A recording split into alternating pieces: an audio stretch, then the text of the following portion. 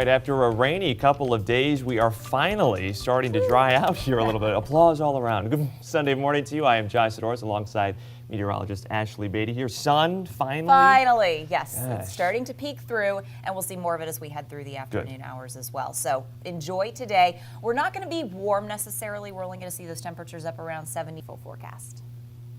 Well, the Treasure Island Boat Parade is back on tonight after severe weather on Friday postponed the annual event. It is still set to shove off at 6:20. The parade, it's one of the largest in the area. You've got dozens of boats that'll showcase holiday lights and decorations. But a quick heads up for drivers, the parade will close down the Treasure Island Causeway Bridge for about 45 minutes starting at 7 p.m. so the boats can pass through. And Friday's weather did postpone several other events as well. You can find the full list of what has been rescheduled at WTSP.com. Well, hurricane season might be over, but the impact to Florida's bottom line, that is still being felt. A new state report out shows relief and recovery costs from Michael are on track to surpass Hurricane Irma. Governor-elect Ron DeSantis was out touring the damage in Bay County on Friday. The cost of cleanup is expected to reach at least $223 million within the next month, which essentially wipes out the state's budget surplus.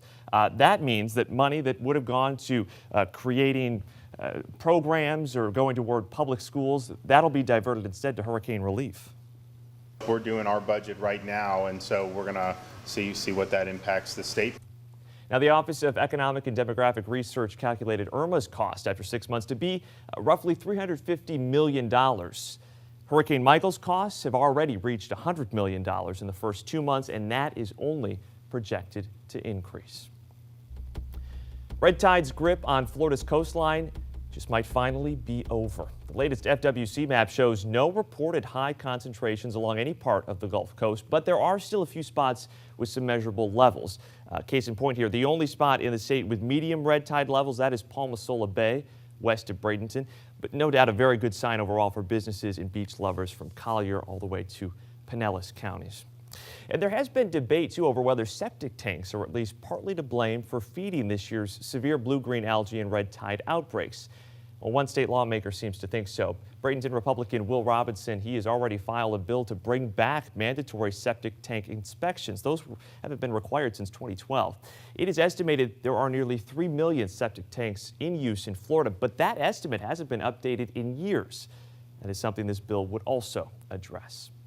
And you can always find the latest red tide maps and condition updates from the Bay Area beaches at WTSP.com/redtide. $25,000 of reward money is now being offered for information leading to a missing Colorado mother. 29-year-old Kelsey Barrett was last seen on Thanksgiving after dropping her daughter off with her fiancé, Patrick Frazee. The reward comes a day after a search warrant was executed at her fiancé's home. Investigators believe Frazee is the last person to have seen her in person when the two exchanged their 1-year-old child. At this point, we are considering every possibility, and I'm not willing to jump to conclusions or label people involved in this highly complex investigation. Now, right now, Frazee has not been named a suspect or a person of interest. Well, listen up. If you have recently received an email from Netflix, be careful. It could actually be scammers trying to steal your info.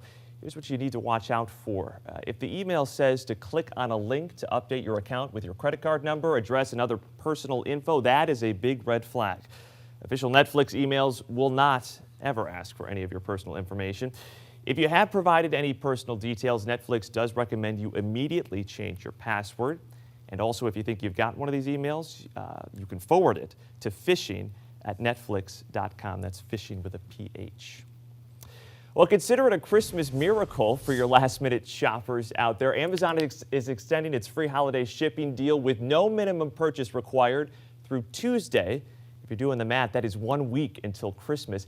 And you do not have to be a Prime member either to get this deal, which was originally set to end last Friday.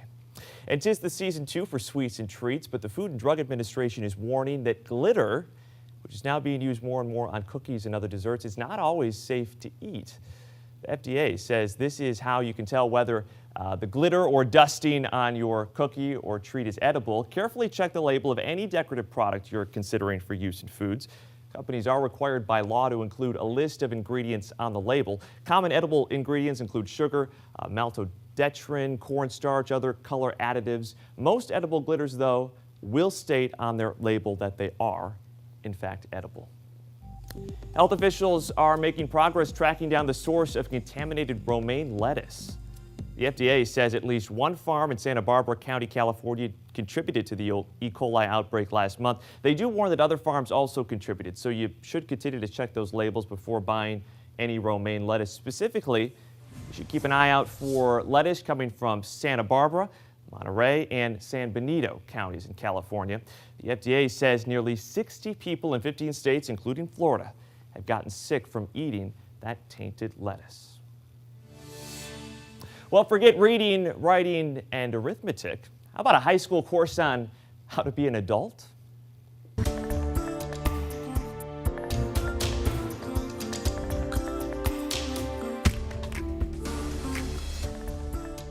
This Sunday morning, 'tis the season. Meet the new Mary Poppins. Get into the holiday spirit with singer Michael Bublé.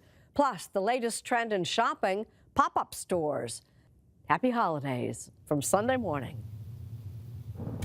All right, that's coming up in about 20 minutes from now. But first, back here with meteorologist Ashley Beatty, talking about this sort of odd rainy weather pattern, which isn't really typical this time of year, so right? we're transitioning into an El Nino pattern, and for us that means a little bit of a southward shift in the jet stream. So all of those storms that would usually be going up into like the mid-Atlantic, more DC area, they're all coming here. So we're going to get in this pattern where every 6-7 days we're going to be tracking another round of storms. And Great. Yeah, sure enough, I've got another round of the storms in the forecast for you. So let's jump right in. For now, though, we're in that quiet stretch. They're in the mid-60s. All right. Well, are you one of the millions who will be traveling for Christmas this year? If you are, you'll probably hear a flight attendant or two tell you to put your seat upright during takeoff and landing. But how much of a difference does that really make for your safety? Well, we put it to our Verify test to find out. Well, there you go. The more you know, Ashley. See? Well, it started off with Mission Baskets, but now a Bay Area hospital is giving even more this holiday season.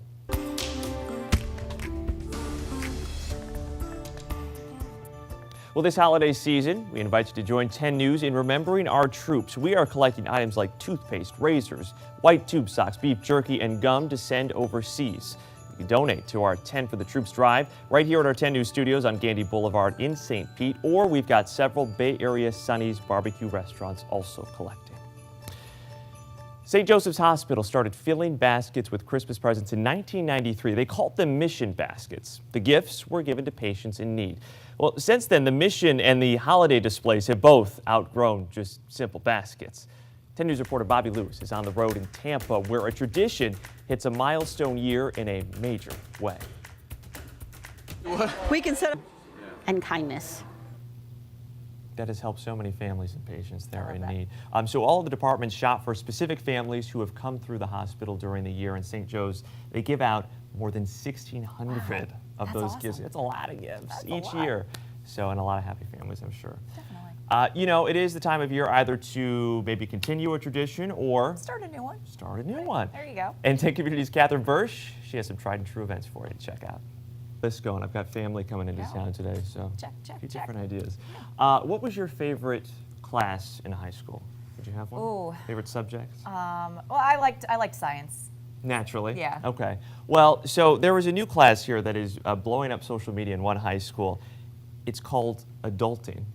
They need that. They need that of all the classes. So there is a high school in Kentucky teaching this course, Adulting, for a day.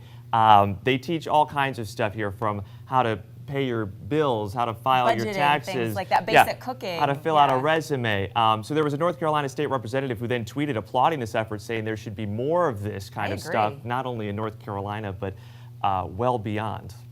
I think there is an appreciation for things like cursive and poetry, but I do think it's probably best to have real world skills as well. So I don't know if it's really always up to the school to teach everything. You know, they only have a certain amount of time in the day.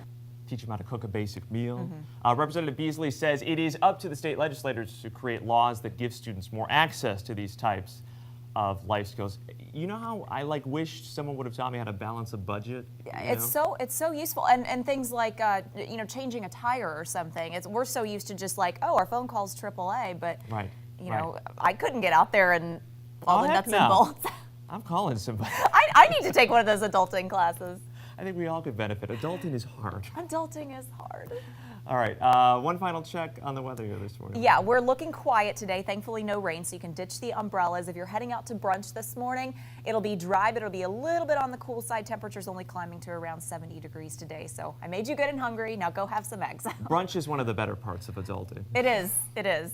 Those mimosas are choice. Enjoy those mimosas and the breakfast. Have a great rest of your Sunday. Whoa, that was a. Yeah, what was that? Ooh.